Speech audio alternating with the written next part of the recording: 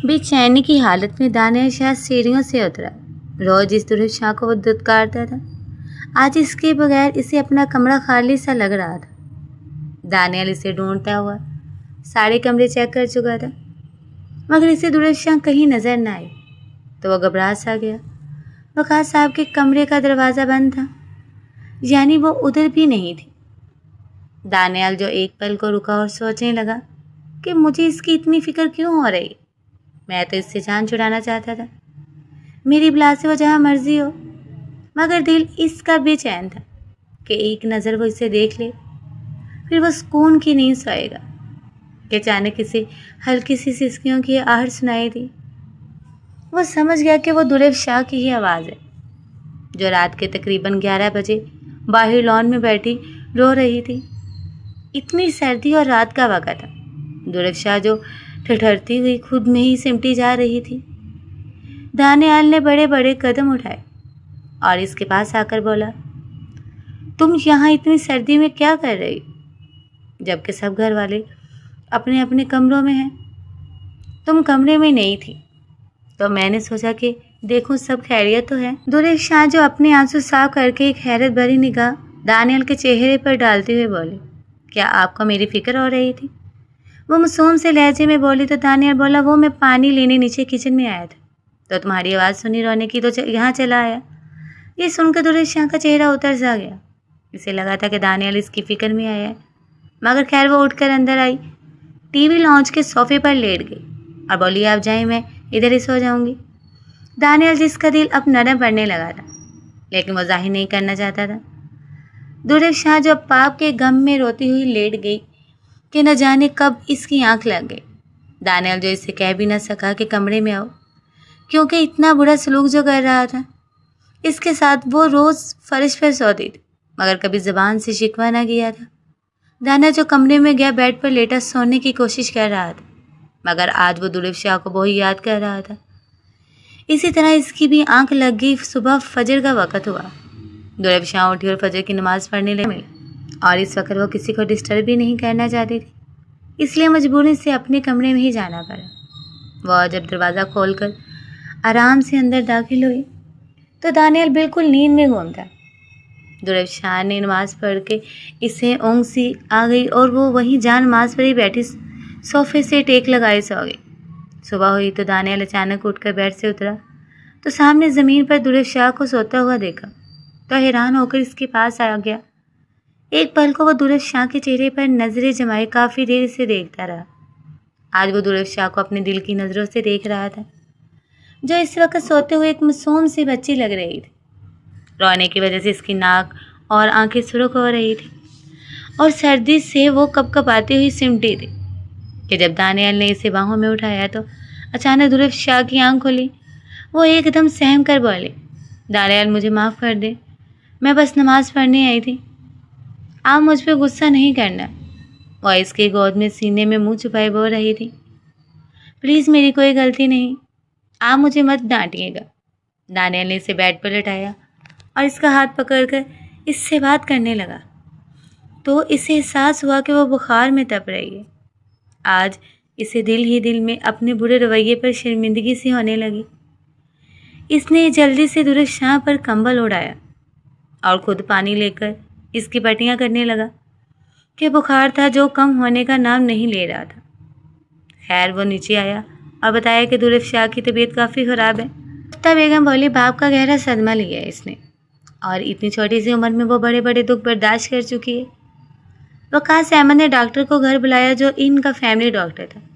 Doctor कुछ ही देर में इनके घर पहुंचा और दुर्लभ शाह को चेक किया तो डॉक्टर ने बताया, बहुत तेज़ बुखार है, आप इनको ये दवा दें और किसी किस्म का कोई स्ट्रेस ना लेने दें। दानिया डॉक्टर को छोड़ने बाहर तक गया।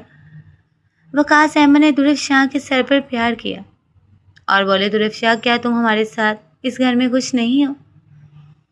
तो बेचारी नरम सी आवाज़ में बोली, नहीं ताया अबू, मैं बहुत खुश हूँ, मगर बाबा की बहुत याद आती। वकास अहमद ने इसे कहा कि क्या मैं तुम्हारा बाप नहीं हूँ जो दिल छोटा कर रही हो? चलो शाबाश, मेरी बहादुर बेटी बनो तुम और जल्दी से ठीक हो जाओ। शगुफ्ता बेगम जो खुद दुर्ग शाह का नाश्ता लिए इसके कमरे में आई तो अक्सर बोली, भाभी कहा ये बुखार मुझे हो जाता है तो सब मेरी आओ भगत में लग जाते, मगर मेरी इतनी किस्मत कहाँ।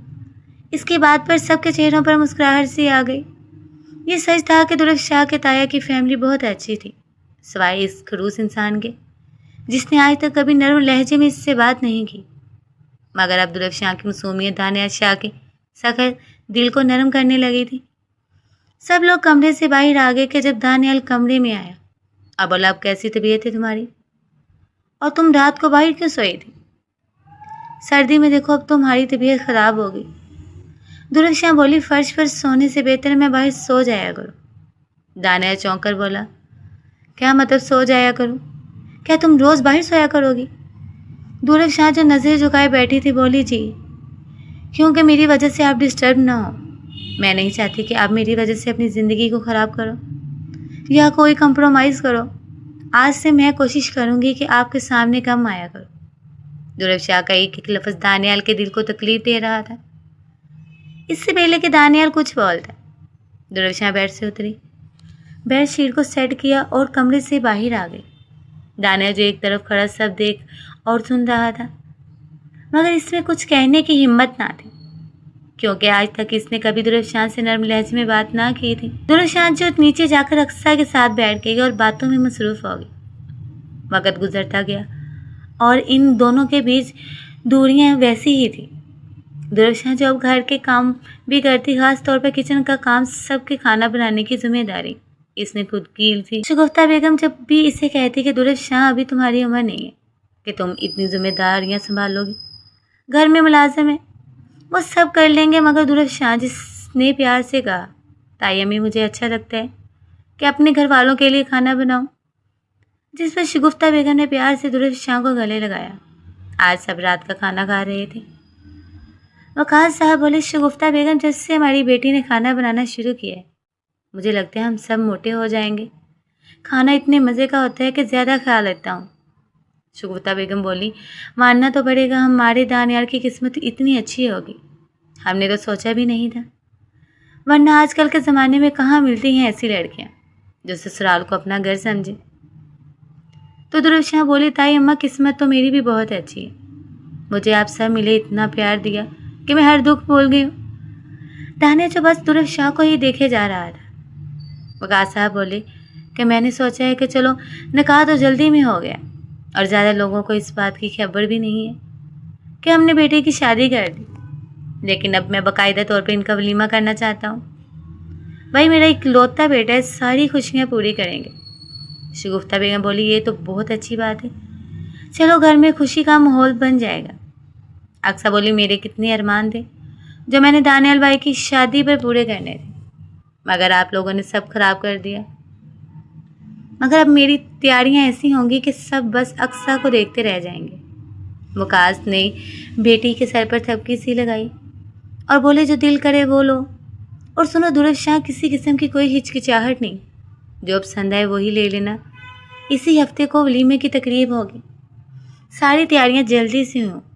दुर्ग शाह जो किचन में गई तो दानियाल भी इसके पीछे आ गया और बोला, वलीमा किस बात का होगा, जबकि हम दोनों का रिश्ता तो बस कागजी है। तो मेरे कमरे में नहीं आती, मुझसे बात नहीं करती, तो फिर ये सब क्यों? दुर्ग शाह ने पलट कर एक नज़र भरकर दानियाल को देखा और बोली, दानियाल ये सब मेरी मर्जी से नहीं हो रहा। जिस तरह आपकी ज़िंदगी का फैसला अचानक हुआ, मेरी ज़िंदगी भी यूँ अचानक ही बदल गई है। मगर ताया जान जो कहेंगे मैं इनको इनकार नहीं कर सकती। और रही बात हमारे रिश्ते की, तो मैं जाहिल पेंडू गवार हूँ, आपके लायक नहीं हूँ। मुझसे, मेरी चीज़ों से आपको नफरत है, इसलिए अब कमरे में नहीं आती, क्योंकि मुझे आपकी खुशी का ख्याल है। दानियाल दुर्ग शाह के मज़ीद करीब होकर बोला, मेरी खुशी का ही तो तुम ख्याल नहीं रख रही। इतने में मुलाजमा किचन में आ गई तो दानियाल को मजबूरन बाहर जाना पड़ा। दुर्ग शाह जो दिल ही दिल में सोचने लगी कि क्या दानियाल मेरे करीब आना चाहते हैं, क्या वो मुझसे मोहब्बत करने लगे। मगर ऐसा कैसे हो सकता है, वो तो मुझसे बस नफरत करते हैं। खैर शगुफ्ता बेगम बोली, आज हम शॉपिंग पर जाएंगे। दुर्ग शाह जल्दी से तैयार होकर आ जाओ। अक्सर जो खुद तैयार हो रही थी साथ दुर्व शाह को भी तैयार करने लगे। दुर्व शाह ने ब्लैक फ्रॉक पहनी, साथ लाइट सा मेकअप किए। वो आज बहुत खूबसूरत लग रही थी। तैयार होकर बाहर आई तो शगुफ्ता बेगम जल्दी से बोले, माशाल्लाह माशाल्लाह, मेरी बेटी तो चांद का टुकड़ा लग रही है। पास खड़ा दानियल बोला, मम्मा और मैं कैसा लग रहा हूँ? वो मुस्कुराकर बोली, लगता है कुछ जलने की बू आ रही। दानियल जिसका लहजा वाकई बदल गया था। शॉपिंग के लिए मॉल पहुंचे। आज पहली बार दुर्व शाह इस तरह के मॉल में शॉपिंग करनी आई थी। वह इधर उधर बड़े गौर से सब देख रही थी कि जब एक डिज़ाइनर की शॉप पर शगुफ्ता बेगम बोली, ये मेरे जानने वाली है, इधर से कुछ ले लेते। दुर्व शाह को ऐसा लग रहा था कि वो किस दुनिया में आ गई है। इस बेचारी ने तो अपनी ज़िंदगी में कुछ भी नहीं देखा सिवाय दुखों के। जोड़ों की कीमतें देखकर वो बोली, ताई अम्मी ये तो बहुत महंगे हैं, हम कहीं और चले जाते हैं। तो शगुफ्ता बेगम मुस्कुराई और बोली, तुम क्यों फिक्र कर रही हो? पैसों की जो पसंद आए वो लो, ये तुम्हारी खुशी का दिन है। एक से बढ़कर एक जोड़ा सामने पड़ा था। वो कंफ्यूज थी कि कौन सा पसंद करे। तब शगुफ्ता बेगम ने दानियाल से कहा, भाई दानियाल तुम हेल्प करो अपनी बीवी की, दोनों मिलकर अपनी चॉइस का लो। वो दुर्व शाह के पास आया। शगुफ्ता बेगम और अक्सर दूसरी तरफ अपनी शॉपिंग करने लगी। दानियाल बोला, कौन सा पसंद किया तुमने? दुर्व शाह ने कंधे उचकाए और बोली, मुझे कुछ समझ नहीं आ रही कि क्या लूँ। एक काम करती हूँ, ताई अम्मा से कहती हूँ वो अपनी पसंद का ले लें। दानियाल बोला, चलो छोड़ो, मैं अपनी पसंद का लेता हूँ। ये एक काम करो, वो जो गोटे वाला सूट पहन कर आई थी वही पहन लेना। ये कहकर वो मिसनी हंसी हंसा। फिर इसने दुर्व शाह के लिए पीच कलर की मैक्सी सेलेक्ट की जो बहुत खूबसूरत थी। सब वो जोड़ा बहुत पसंद आया। अब वो ज्वेलर के पास गए जहाँ शगुफ्ता बेगम ने एक भारी सा सेट दुर्व शाह के लिए लिया। और सब शॉपिंग करते करते थक गए कि एक जगह खाने के लिए रुके। पिज़्ज़ा ऑर्डर किया तो सब ने खाना शुरू किया, मगर दुर्व शाह जो आराम से बैठी थी। सब छुरी और कांटे से खा रहे थे, मगर दुर्व शाह को इस तरह खाना नहीं आता था। शगुफ्ता बेगम बोली, बेटा तुम क्यों नहीं खा रही? तो इसने कहा, मुझे भूख नहीं लगी। दानिया जिसे दुर्व शाह का चेहरा देखकर इतनी तो समझ आ गई थी कि भूख से इसका बुरा हाल है, मगर शायद इसे इस तरह खाना नहीं आता।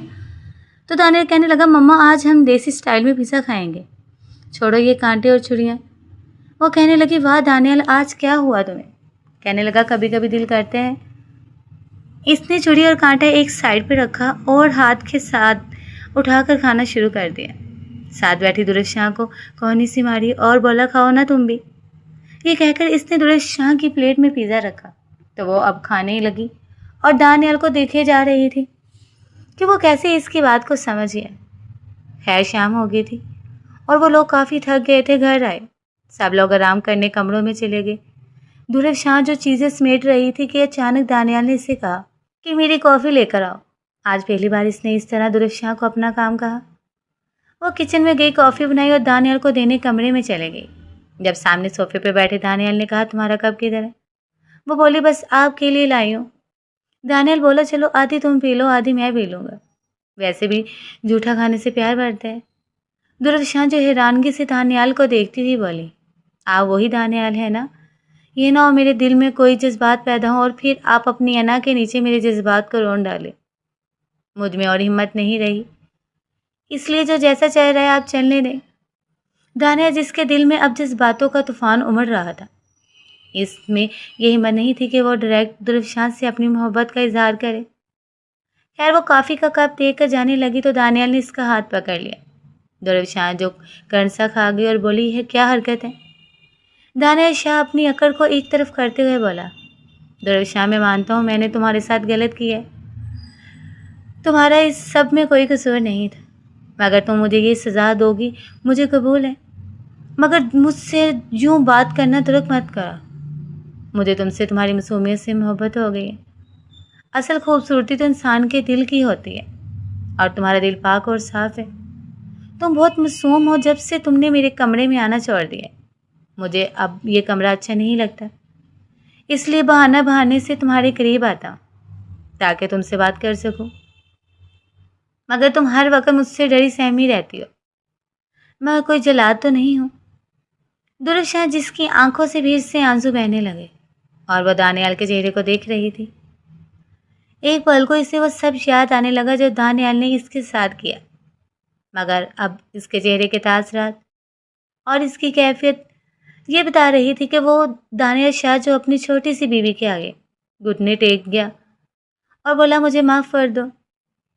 یہ کہہ کر دانیال نے دھرو شاہ کو اپنے سینے سے لگا لیا۔ دھرو شاہ کے دل کی دھڑکنیں بے ترتیب ہونے لگی۔ اس نے خود کو دانیال کی باہوں میں ڈھیلا چھوڑ دیا۔ دانیال جو اسے سینے سے لگائے آج اس قدر سکون محسوس کر رہا تھا جو اسے پہلے کبھی محسوس نہ ہوا تھا۔ دھرو شاہ جس کا چہرہ سرخ پڑ گیا، وہ بولی ابھی مجھے کچھ کام ہے، یہ کہہ کر شرماتے ہوئے کمرے سے باہر آ گئی۔ رات کے 10 بج گئے۔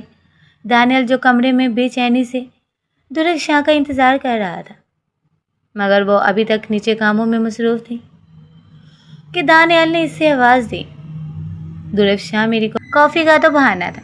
وہ اصل میں دھرو شاہ کو اپنے پاس بلانا چاہتا تھا۔ سب گھر والے بھی اپنے کمروں میں سونے کے لیے جا چکے تھے۔ جب دھرو شاہ کافی لے اوپر آئی تو دانیال بولا دھرو شاہ کب سے تمہارا انتظار کر رہا ہوں۔ دھرو شاہ بولی میرا انتظار کیوں؟ تو بولا کیا مطلب تم آج بھی باہر سو گی؟ وہ بولی جی جدھر روز سوتی ہوں۔ دانیال غصے سے اٹھا اور اس کے قریب آیا، بولا کہ تمہیں میری حالت نظر نہیں آ رہی؟ تڑپ رہا ہوں تمہارے لیے۔ دھرو شاہ بولی آپ بات بات پر غصہ کرتے ہیں، اس لیے آپ کے قریب آنے سے ڈر لگتا ہے۔ وہ بولا آج کے بعد غصہ نہیں کروں گا، تم بھی وعدہ کرو مجھ سے دور نہیں جاؤ گی۔ دانیال نے نائٹ ڈریس دھرو شاہ کو دیا اور کہا اسے پہنو۔ وہ شرماتے ہوئے جب پہن کر کمرے میں آئی، اس کا آدھا جسم اس نائٹی میں سے ہی ننگا ہو رہا تھا۔ وہ بولی دانیال یہ سب مجھے اچھا نہیں لگتا۔ تو دانیال اس کے بال کھولتا ہوا بولا میں تمہارا شوہر ہوں اور میرے لیے یہ سب کرنا تمہارا فرض ہے، کوئی گناہ نہیں۔ اس نے گجرے نکالے جو وہ دھرو شاہ کے لیے لایا تھا، اپنے ہاتھوں سے اسے گجرے پہنائے۔ دھرو شاہ کے ہونٹوں پر لپسٹک لگانے لگا تو وہ شرم سے لال ہو رہی تھی۔ دانیال بولا کیا ہوا، لپسٹک اچھی نہیں لگی؟ کہو تو صاف کر دو۔ یہ کہہ کر وہ اس کے ہونٹوں پر اپنے ہونٹ رب کرنے لگا کہ دھرو شاہ جو بالکل چپ تھی، دانیال کا یوں قریب آنا اسے بھی اچھا لگ رہا تھا کہ دانیال نے اسے گود میں اٹھایا اور بیڈ پر بٹھا کر کہنے لگا کہ 1 منٹ رکو۔ پھر اس نے اپنی جیب سے ڈائمنڈ رنگ نکالی اور دھرو شاہ کے سامنے لا کر بولا کیسی لگی؟ تمہارے لیے لیے، آج 3 دن سے جیب میں ڈالے گھوم رہا ہوں، ہمت نہیں ہو رہی تھی کہ کس طرح تمہارے قریب آؤں، تم سے معافی مانگوں۔ خیر ادھر کرو اپنا ہاتھ۔ دانیال نے اسے انگوٹھی پہنائی تو دھرو شاہ نم سے لہجے میں بولی دانیال مجھے بھی شک یہ سب نہ دو، یہ مہنگے تحفے تائے، بس ایک بات کا خیال رکھنا کبھی مجھے دھوکہ مت دینا، میں ساری زندگی آپ کو کسی شکایت کا موقع نہیں دوں گی۔ دانیال نے روم کی لائٹ آف کی۔ ہلکی سی مدھم روشنی میں وہ دونوں ایک دوسرے میں گم سے تھے۔ آج شادی کی اتنی دیر بعد ایک دوسرے کے قریب ہوئے اور ازدواجی تعلق قائم کیا۔ دھرو شاہ کو صبح اٹھ کر تیار ہو رہی تھی کہ آج اس کے چہرے پر چمک ہی لگ رہی تھی۔ رات کو ولیمہ تھا۔ دانیال جو بیڈ سے اترا اور دھرو شاہ کو حق کرتا بولا کتنا پاگل تھا میں جو اپنی خوبصورت سی بیوی سے اتنا دور رہا۔ خیر آج ہمارا ولیمہ ہے، بہت انجوائے کریں، اور ایک سرپرائز بھی ہے تمہارے لیے، وہ میں ولیمے کے بعد دوں گا۔ آج شادی کے بعد پہلی دفعہ تھا کہ وہ دونوں ایک ساتھ کمرے سے باہر مسکراتے ہوئے آئے تھے۔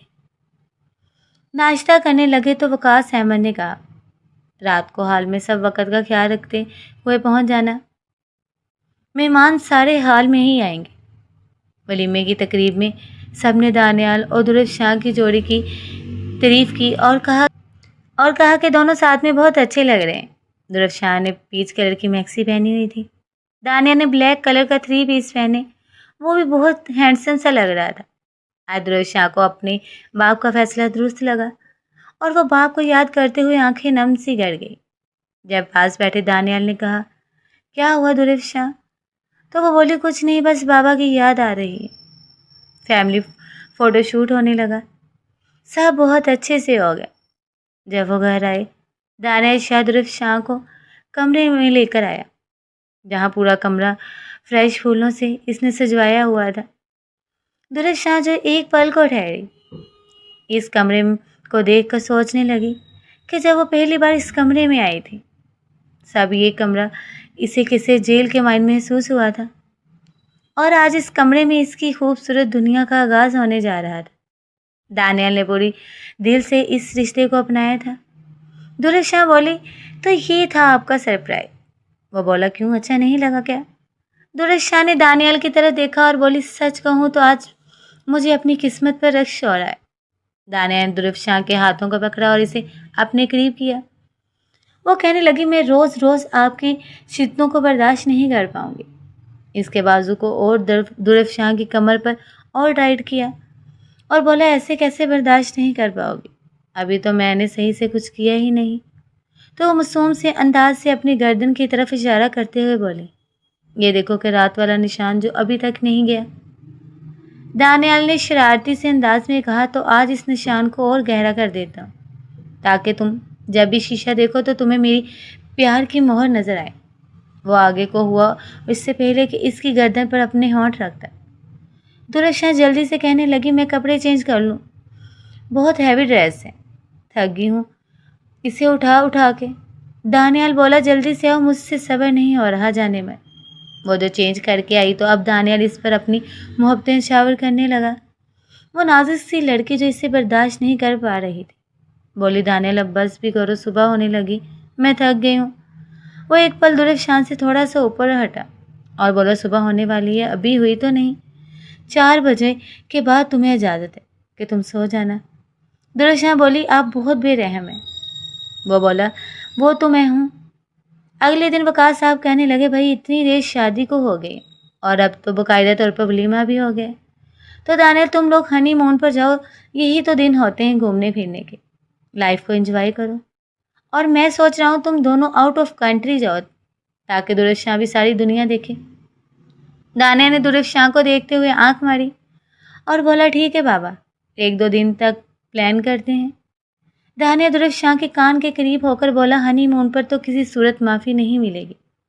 कुछ ही दिनों में वो दोनों हनीमून पर चले गए, जो इनकी ज़िंदगी के खूबसूरत दिन थे।